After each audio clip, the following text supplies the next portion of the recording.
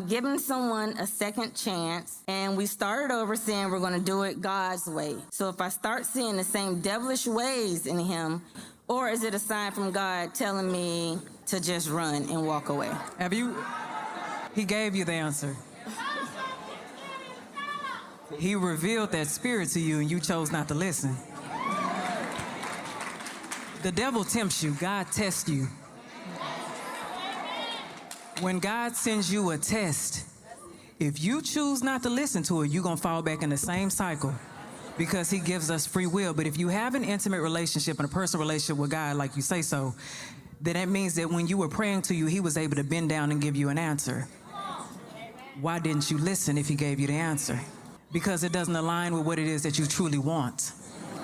Most times the reason why we stay messing with somebody that God is trying to protect us from is because we're operating in a familiar spirit that we don't want to acknowledge.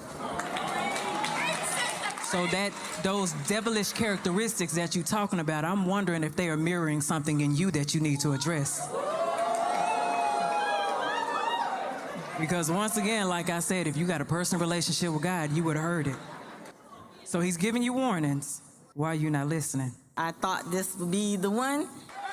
You know? She's talking about me. I want to know what's the devil's way. Security! Did y'all come together? We did. I guess the question is, like, what are the devilish ways? I guess that was the question for me. Now, while I get when we started off real hot and heavy. But because we couldn't communicate, we fell apart. Maybe for like a couple of weeks. We were still having relations during that time. So while she's talking about a second chance, we never left. Again, the devilish ways. Ain't no cheating, ain't no outside nothing, ain't no disrespect, ain't nothing that. But a loose temper. The question is, hold on, what is the devilish ways? Hear me out. But a loose temper? Yeah. When we think about how we can fall short, right.